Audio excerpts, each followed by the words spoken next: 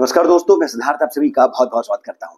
आज का जो ये वीडियो है थोड़ा अलग होने जा रहा है क्योंकि मैं इसमें कोई भी सपोर्टिंग फोटोग्राफ या फिर सपोर्टिंग वीडियो का उपयोग नहीं करूंगा। इसका कारण भी ये है क्योंकि ये जो आख्यान है, ये जो कथा है मैं जो आपको सुनाने जा रहा हूं, ये अपने आप में ही बहुत सुंदर है। और सुंदर भी क्यों है? क्योंकि आख्यान है भगवती ललिता त्रिपुरा सुंदरी और श्री कामेश्वर महादेव के विवाह का। इस ही में श्री कामेश्वर का प्रकटीकरण कैसे होता है उसके बारे में भी हम जानेंगे। तो जब ये आख्यान ही इतना सुंदर है तो फिर कोई और सपोर्टिंग वीडियो या फोटोग्राफ उसके साथ में न्याय कैसे कर सकता है? तो आपको पूरे वीडियो में मेरी सूरत को ही देख करके काम चलाना पड़ेगा। मगर मेरा जो उद्देश्य है वो ये कि मैं यदि अपनी वाणी से वो जो ब्रह्मांड पुराण के ललितोपाख्यान में इतनी सुंदरता के साथ में वर्णन किया गया है, यदि मैं अपनी वाणी से उसका लेश मात्र भी आपके सामने प्रस्तुत कर पाया, तब आप अपने ही रचनात्मकता के साथ में, इमेजिनेशन के साथ में उस सुंदर से दृश्य को देख पाएंगे और तब जो आपके साथ में होगा वो बहुत ही अद्भुत होगा। तो आइए अब बिना किसी क्षण को हम गंवाए बात करते हैं उस सुंदर से प्रसंग की। यह प्रसंग का आरंभ जो होता है वो होता है जब भंडासुर नाम का एक दैत्य वो तीनों लोकों में त्राहिमाम मचा देता है, देवताओं को उनके स्वर्ग से च्युत कर देता है और तीनों लोकों पर अपना आधिपत्य स्थापित कर लेता है। तब देवता एक अद्भुत सा विलक्षण सा यज्ञ करते हैं। इस यज्ञ में जो आहुति पड़ती है वो स्वयं देवता ही होते हैं। अर्थात ये कि वे इसमें अपना ही अंग प्रत्यंग, अपनी त्वचा, अपनी कोशिकाएं वे स्वाहा करते हैं, समर्पित करते हैं उस परा अंबा के प्रादुर्भाव के लिए। और तब जब ऐसा हो जाता है, जब वे अपने स्वयं को, सर्वस्व को ही वे समर्पित कर देते हैं, तब पहले तो उन्हें अपना वो शरीर प्राप्त हो जाता है और फिर प्रकटीकरण होता है, प्रादुर्भाव होता है एक अत्यंत तेजोमय से पुंज का, प्रकाश के पुंज का। ये जो पुंज है इस ही पर स्थित होता है एक श्री चक्र, एक मंडल भगवती ललिता त्रिपुरा सुंदरी का। ये जो श्री चक्र है इस ही पर 9 आयामों के साथ में एक महल सा प्रकट होता है और उस महल के भीतर एक बिंदु पर, एक सिंहासन पर विराजमान होती है इस संपूर्ण जगत की कल्याणकारी अंबा, मां परमेश्वरी भगवती ललिता त्रिपुरा सुंदरी। और तब सभी देवता भगवती की स्तुति करते हैं। इसे ब्रह्मांड पुराण में ललिता स्तवराज कहा गया है। यह अपने आप में ही बहुत ही अद्भुत है। जैसे कि इसमें कुछ बातें बोली हैं, नमो नमस्ते भगवती तमसे हरायै रजसे भवायै सात्विक संस्थितायै। अर्थात वो देवी जो रजस पर विराजमान है, जो तम को हरती है और जो स्वयं ही सात्विक है, उनको नमस्कार है। ऐसे बहुत ही अद्भुत सी बातें इस स्तवराज में आती है। और फिर भगवती के सामने, इनके समक्ष देवतागण अपना दुख प्रस्तुत करते हैं। तब भगवती इन्हें आश्वासन देती हैं, वे कहती हैं कि मैं तुम्हारी इस दुर्दशा को देखकर तुम्हें यह वचन देती हूं कि भंडासुर का अंत करने के लिए, वध करने के लिए मैं स्वयं ही आऊंगी। अब हमें यहां पर इस कथा के अलग अलग स्तरों पर इसका जो भावार्थ है वो भी समझना पड़ेगा, क्योंकि ये केवल कथा नहीं है। कथा अपने आप में बहुत सुंदर है, परंतु केवल कथा नहीं है। केवल कथा को सुनकर हमारा कल्याण नहीं होगा, इसके पीछे का जो रहस्य है वो भी हमें समझना होगा। जब हम बात करते हैं सभी देवता गणों ने सर्वस्व समर्पित कर दिया, इसका अर्थ क्या है? सभी देवता हमारे ही भीतर समाहित है। ये श्री चक्र है, ये कुछ और नहीं, हमारा ही शरीर है। ये जो तेज पुंज के साथ में भगवती त्रिपुरा सुंदरी प्रकट हुई है, ये भी हमारे ही भीतर हुई है। और जब भगवती कहती है, अब देखिए यहां पर समझना होगा, भगवती का प्रकटीकरण हो गया है, अर्थात आपको देवता का साक्षात्कार हो गया है, परंतु फिर भी देवी आकर के आपके अंदर का जो तमस है उसे नहीं हटाती है। वे कहती है मैं आऊंगी, अभी नहीं, मैं आऊंगी, स्वयं ही आकर के तुम्हारे भीतर का जो तमस है, तुम्हारे भीतर की जो भी एक दुर्दशा है, उसे ठीक मैं ही करूंगी। जितना भी राग द्वेष लोभ मोह मद मात्सर्य तुम्हारे भीतर है, मैं ही दूर करूंगी, अभी नहीं।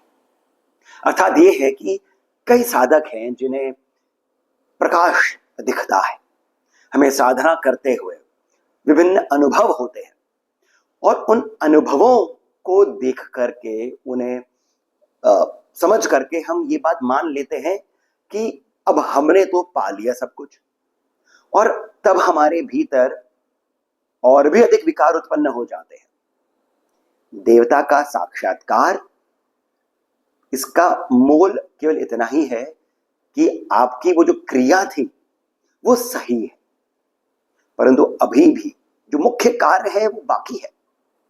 अब आगे बढ़ते हैं कथा में। जब भगवती ये सब कह रही होती है, तब चहुओर ये बात पहुंच जाती है कि परा अंबा का प्रकटीकरण हुआ है ललिता त्रिपुरा सुंदरी के रूप में। उनके इस रूप को देखने के लिए, उनका साक्षात्कार के लिए स्वयं त्रिदेव चल पड़ते हैं। सभी ऋषिगण, सभी मुनिगण, सभी गंधर्व, सभी भगवती के उस रूप का एक क्षण मात्र के लिए भी दर्शन हो जाए, इसी आशा में चल पड़ते हैं। ये पहुंचते हैं उस स्थान पर जहां पर भगवती प्रस्तुत हुई होती है। तब ये सभी त्रिदेवों को मिला करके पुनः भगवती की स्तुति करते हैं। अब जब ये हो जाता है, तब ब्रह्मदेव जो हैं वे एक बात विचारते हैं। वे कहते हैं कि स्वयं से ही कि भगवती का प्रकटीकरण तो हो गया है, परंतु है तो ये शक्ति। शक्ति को एक बेस चाहिए होता है, एक शक्ति जिस पर विराजमान होंगी वो चाहिए ही चाहिए होता है, तभी जगत का कल्याण हो सकता है। तो जब देवी इतनी सुंदर है, इतनी अद्भुत है, यही तो परमेश्वरी है, यही तो वो श्री चक्र का बिंदु है, यही तो समस्त जीवों का कारण है, यही हमारे सुख दुख का भी कारण है। जब ऐसी ये भगवती सामने प्रस्तुत हैं, तो इनके शिव जो है, अर्थात इनका जो आधार है, वो कौन हो सकते हैं? समस्त ब्रह्मांड में केवल महेश ही है जो इनका आधार हो सकते हैं, जिनके ऊपर भगवती स्वयं को धारण कर सकती हैं और जगत का कल्याण कर सकती है। ये कुछ उसी प्रकार है जैसे हमारे घर में जब बिजली आती है, तब बिजली को एक रूप चाहिए होता है, तब वो हमारे घर में बल्ब के माध्यम से बिजली आती है, एसी के माध्यम से, टीवी के माध्यम से, विभिन्न नाना प्रकरणों से भगवती अर्थात ये जो हमारे घर की जो बिजली है ये प्रकट होती है। परंतु उसके लिए भी तो एक धरा चाहिए होती है, जिस पर वो जो बिजली का जो प्रकरण है, वो जो उपकरण है, वो स्थापित किया जा सके। ये मैंने बहुत ही निचले स्तर की बात करी है, बात लेकिन समझने वाली यही है कि शक्ति को भी अपनी लीला दिखाने के लिए एक धरा चाहिए, शिव चाहिए। परंतु ब्रह्मदेव ने पुनः यह सोचा कि शिव जो है ये तो पर्वतों पर रहने वाले, हाथ में कपाल लिए घूमते हैं। शमशान का जो भस्म है वो अपने माथे पर, अपने भुजाओं पर लगाए फिरते हैं। भूत प्रेतों के सामने ये रहते हैं, उनके समक्ष ये रहते हैं, सदैव समाधि में रहते हैं। अब इनको कैसे मैं ये कहूं कि आप भगवती त्रिपुरा सुंदरी के वर बन जाइए, और मैं भगवती त्रिपुरा सुंदरी को भी कैसे कहूं कि शिव को आप स्वीकार करिए। क्योंकि अब यहां पर ब्राह्मण पुराण में ये वाली बात भी आती है कि भगवती का ये जो रूप है ये तो स्त्री का ही है। स्त्री स्वयं से ही राज इस सिंहासन पर नहीं बैठ सकती है, उसी प्रकार से पुरुष भी स्वयं से ही नहीं बैठ सकते हैं, दोनों की आवश्यकता है। अब यहां पर हम पुनः विश्राम करते हैं और इस बात पर विचार करते हैं कि ये सारे जो बातें क्या है। जब आपको साक्षात्कार हो जाता है तब आपको समस्त देवताओं की भी कृपा प्राप्त हो जाती है, और इसी कारण वो जो विद्वान है, वो जो ऋषि हैं, उन्होंने यही बात कही है, एक साधे सब सदे, सब सधे सब जाए। इसका अर्थ क्या हो गया? इसका अर्थ यही है कि एक ही शक्ति के उस प्रकाश को, उस पुंज को, उस रूप को आप पकड़ करके चलिए। वो भैरव हो, वो हनुमान हो, राम हो, दुर्गा हो, कोई भी रूप हो, कृष्ण हो, राधा हो, एक रूप को आप पकड़ करके चलिए, उस ही पर आप स्थिर रहिए, आपको समस्त देवताओं की कृपा प्राप्त हो जाएगी। फिर क्या होता है? फिर यहां पर ब्रह्मदेव कहते हैं शक्ति और शिव दोनों का ही समागम चाहिए, अर्थात कि ये जो सृष्टि है ये भले ही चलायमान हो रही है, ऐसी लग रही है, इसका संहार होता है, ये पुनः सृजन करी जाती है, परंतु ये सब होता है केवल शिव और शक्ति के साथ ही। यहां तक कि योग वशिष्ठ में ये भी बताया गया है कि जब संहार भी होता है तब भी महाकाल के साथ में महाकाली होनी चाहिए, विष्णु के साथ में महालक्ष्मी होनी चाहिए। तो यहां पर भगवती ललिता त्रिपुरा सुंदरी है, परंतु वो शिव भी तो होने चाहिए। परंतु कैसे बताऊं मैं इन्हें? ये तो कपाली है। जब वे सोच ही रहे होते हैं तब एक और चमत्कार हो जाता है। चमत्कार ये होता है कि उनके समक्ष एक कुमार प्रस्तुत हो जाते हैं।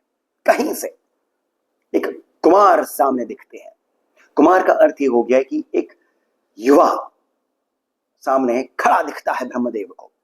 कहां से आया पता नहीं, पर ये जो युवा है ये तो कामदेव से भी अधिक कमनीय है। इसकी सुंदरता इतनी मनमोहक है कि ये तो संपूर्ण ब्रह्मांड को अपनी सुंदरता से उसको स्थित कर दे, सभी कुछ रुक जाए इसकी सुंदरता को देखने के लिए। इसने एक अद्भुत सा मुकुट धारण करा हुआ है, संपूर्ण शरीर पर अद्भुत से आभूषण है, नवरत्नों से जड़े हुए आभूषण है। इसकी मुस्कान इतनी मनमोहक है कि केवल मुस्कान को ही देखने से ऐसा लगता है जैसे मोक्ष को प्राप्त कर लेंगे। पर अम्बा के चरणों की जैसी सुंदरता इस युवा की मुस्कान में है। कौन है ये पुरुष? तब उन्हें इस बात का अनुभव होता है कि ये जो सामने मुझे इतना अद्भुत सा युवा दिख रहा है ये और कोई नहीं, महादेव ही है। और तब ब्रह्मदेव महादेव के इस रूप का नाम देते हैं कामेश्वर। क्योंकि ये जो व्यक्ति कहना गलत ही होगा, ये जो अद्भुत सा एक प्रकाश मुझे दिख रहा है ये काम इन्हें सबसे सुंदर देवता माना जाते हैं। ये जो काम है इनके भी ईश्वर लगते हैं, अर्थात कामदेव को भी जो इनकी सुंदरता है इन्हीं से प्राप्त हुई होगी। इसी कारण महादेव का ये जो रूप है इसका नाम रखते हैं ब्रह्मदेव कामेश्वर। अब बात आती है कि सभी देवता भगवती से ये प्रार्थना करते हैं कि भगवती आप अपनी लीला के लिए वो जो धरा है उसका वो जो आधार है उसके लिए किसी एक पुरुष को आप चुनिए, किसी एक पुरुष का चयन करिए। अच्छा, यहां पर ब्रह्मांड पुराण में एक और बहुत ही सुंदर सी बात बोली है, वो ये है कि जितनी देर में ब्रह्मा जी सारी बातें सोच रहे होते हैं, सभी देवतागण भी ये सोच रहे होते हैं कि भगवती की जो लीला है उसका आधार कोई ना कोई होना चाहिए, तब उतनी देर में, और ये बहुत सुंदर है,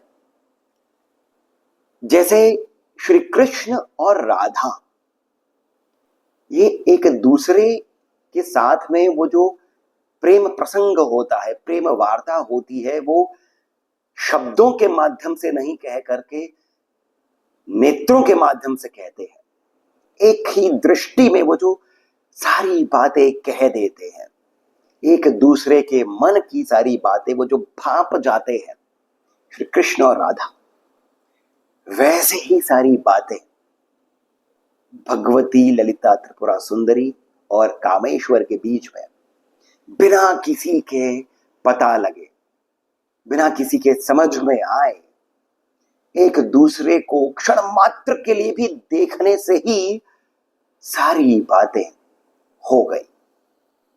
ये एक दूसरे को देखते ही रहे।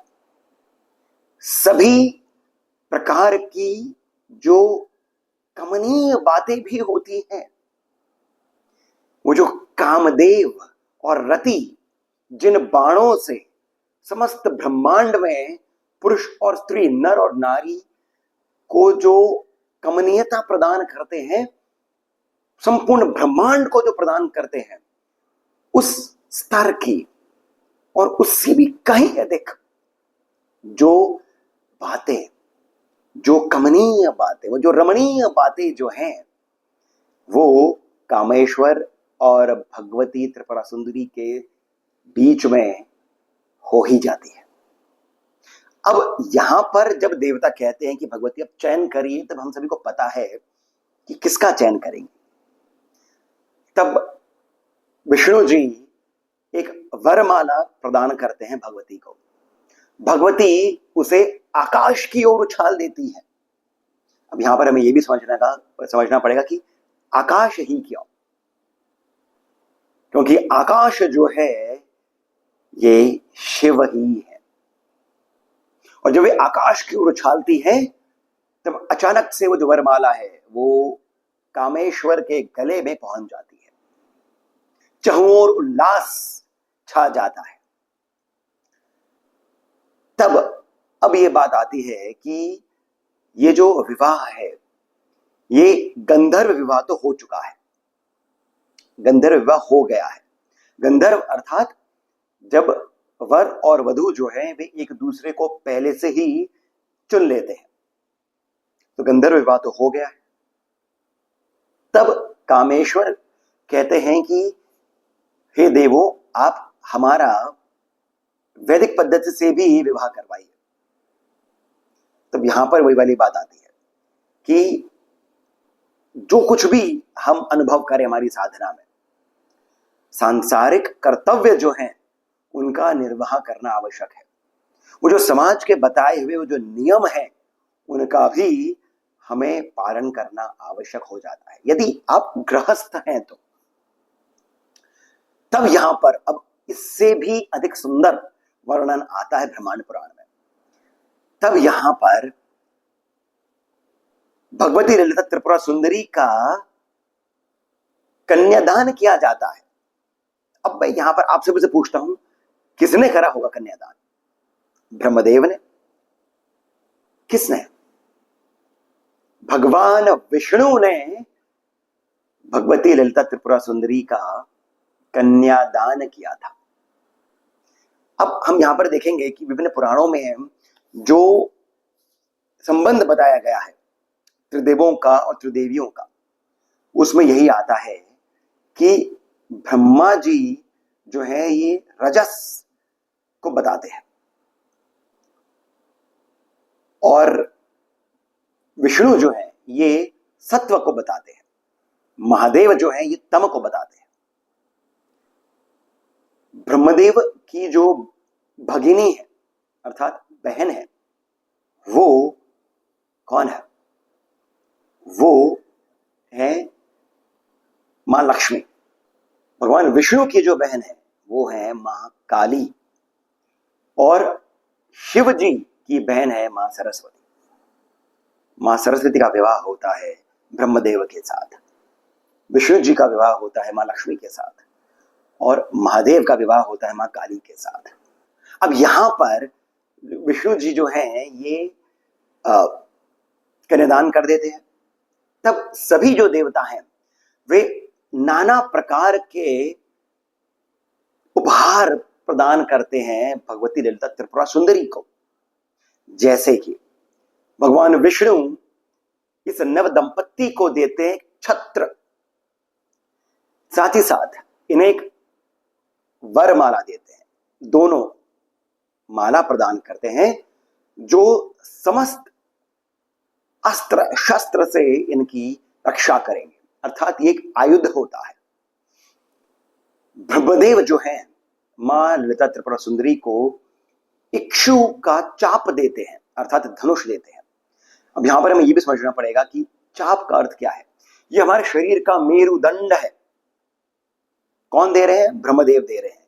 वो जो सृजन करता है, जिन्होंने हमारा सृजन किया है, ये पितामह है, ये पिता है हमारे, इन्होंने मेरुदंड दिया है भगवती को।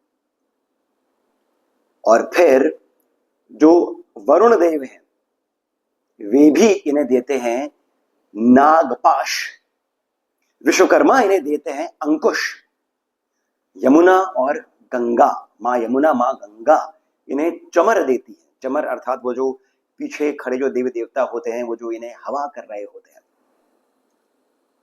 ऐसे नाना प्रकार के अस्त्र शस्त्र आयुध इत्यादि प्रदान करते हैं। अग्निदेव इन्हें किरीट देते हैं।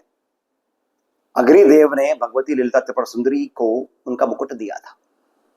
इस प्रकार से सभी प्रकार के देवता सभी प्रकार के उपहार देते हैं। और फिर जब ये सभी कुछ हो रहा होता है, विवाह का जो जितना भी ये प्रकरण है ये हो रहा होता है, तब ब्रह्मांड पुराण में आता है कि देखने में तो लगता है कि कुछ ही क्षण बीते हैं परंतु 10 सहस्त्र वर्ष बीत जाते हैं। अब यहां पर 10 सहस्त्र वर्ष बीतने का अर्थ क्या हो गया है कि भंडासुर को जो वरदान प्राप्त था वो भी 10 सहस्त्र वर्षों तक राज करने का था, अर्थात अब समय आ गया था उसके अंत का। जहां पर हम पुनः रुकेंगे और इस बात को समझेंगे क्योंकि सबसे अधिक गहरा रहस्य यहीं पर आता है। वो ये है कि जब आप समाधिस्थ हो जाते हैं, जब शक्ति शिव से मिलती है सहस्त्रार में, तब भले ही आपको वो जो अनुभव होता है शिव शक्ति का वो क्षण भर के लिए ही होगा, परंतु आपके समस्त पूर्व जन्म, उनके जितने भी पाप होते हैं, कर्म होते हैं, वे समाप्त हो जाते हैं। शिव शक्ति का समागम जब यहां पर होता है, बहुत ही गहरी बात है, कर्म जो है वो क्षीण हो जाते हैं। सभी जन्म आप जी जाते हैं। इस सभी जन्म जीने का अर्थ ही क्या होता है कि आपके कर्म जो है अब वे समाप्त हो गए। तो अब जो समय है वो है भंडासुर के अंत का। आपके इस जीवन के जो कर्म हैं, इस जीवन के जो आपके विकार हैं, उसके अंत का। और फिर जब ये सब कुछ हो जाता है, तब कुछ समय बाद यानी भगवती जो है ये कामेश्वर के साथ में, अब यहां पर विवाह के उपरांत ब्रह्मदेव भगवती ललिता त्रिपुरा सुंदरी को एक नया नाम देते हैं, कामाक्षी, जिसकी आंखें ही जो है ये सभी प्रकार की कामनाओं को प्रदान कर देती हैं। भगवती का एक कटाक्ष, कटाक्ष अर्थात एक तिरछी निगाहों से देखने से ही समस्त कामनाओं की पूर्ति हो जाती है। इसी कारण ये कहलाती हैं कामाक्षी। कामाक्षी कामेश्वर के साथ में विराजमान हो। कुछ समय ही ये व्यतीत करे होते हैं इन्होंने, तब नारद मुनि पहुंचते हैं और भगवती को कहते हैं कि भगवती, समय आ गया है कि अब आप कल्याण कर दें। तब भगवती समस्त देवताओं इत्यादि जितने भी उनके महल में थे, यहां पर भी इसका अर्थ ये हो गया है कि वो जो श्री चक्र है उसके जितने भी आयाम है, उसके जितने भी द्वार है, वहां पर सभी देवता द्वारपाल के रूप में प्रस्तुत रहते हैं। तब भगवती विजय सेना के साथ में चल पड़ती है भंडासुर के अंत के लिए। अब यहां पर मैं आपको एक और गहरा अंतिम रहस्य बताता हूं। समस्त देवताओं को जाने के लिए कह देती है। भगवती श्री चक्र से बाहर आती है। वैसे तो वो श्री चक्र के साथ में ही विराजमान होती है। इसका अर्थ क्या है? इसका अर्थ ये है कि आप जब साधना में सर्वप्रथम आते हैं तब आपको एक मूर्ति की आवश्यकता होती है। फिर बाद में आप अलग अलग मूर्तियों का चयन करते हैं, हनुमान जी का, शिव जी का, लड्डू गोपाल इत्यादि सबका। फिर गुरु आपको बताते हैं कि अब आपको एक ही के साथ में समस्त देवताओं का, समस्त भगवान जितने भी रूप हैं उनको आपको ध्यान में रखना होगा। फिर उसके बाद में वो जो रूप होता है वो भी हट जाता है। श्री विद्या के अंदर श्री चक्र आपको दे दिया जाता है कि अब इस श्री चक्र में ही समस्त देवताओं का आप ध्यान करें। इसी कारण इसकी भी एक पद्धति होती है। अंतिम स्तर पर आपके गुरु श्री चक्र भी आपसे ले लेते हैं, क्योंकि अब आप निराकार की ओर बढ़ रहे हैं, निराकार के ध्यान की ओर बढ़ रहे हैं। परंतु निराकार का ध्यान कैसे होगा? निराकार का तो ध्यान नहीं हो सकता। आप उसमें समाहित होने के लिए आगे बढ़ते हैं। अर्थात ये कि आप जितने भी स्तर आते हैं योगियों के लिए, कि आप देवता के मंडल में आपको स्थान मिल रहा है, लोक में स्थान मिल रहा है, चरणों में स्थान मिल रहा है, अंतिम स्थान होता है भगवती की गोद में, आप उसकी ओर अग्रसर कर जाते हैं। तो ये जो पूरा प्रकरण है मैंने जितने विस्तार के साथ में बताया है, इससे भी कहीं अधिक विस्तृत रूप में ब्रह्मांड पुराण में बताया गया है, और इससे भी अधिक सुंदरता के साथ। तो मैं आप सभी से ये विनती भी करूंगा कि यदि आप अभी तक इस वीडियो को देखते आए हैं, टिके रहे हैं, तब आप ब्रह्मांड पुराण भी एक बार पढ़िए। और उसे पढ़ने के बाद में यदि आपको लगे कि मेरी वाणी में, मेरे वर्णन में कुछ त्रुटि रह गई है, तो मैं पुनः आप सभी से क्षमा मांगता हूं। मैं आशा करता हूं कि आपको ये जो मैंने बातें बताई हैं, ये जो कथा आपको बताई है, ये आपको सुंदर लगी होगी, लाभप्रद लगी होगी। यदि ऐसा है तो कृपया करके इस वीडियो को लाइक अवश्य करें, हमें सब्सक्राइब करना नहीं भूलें, शेयर जितना अधिक हो सके आप करिए। साथ ही साथ में कमेंट सेक्शन में जो पहला कमेंट पिन है वहां से पेटीएम, जीपे आदि के माध्यम से जितना अधिक हो सके आप हमें श्री सहयोग भी प्रदान करें, बहुत अधिक प्रोत्साहन मिलता है। इसके साथ मैं सिद्धार्थ आपसे जानकारी लेता हूं। धन्यवाद।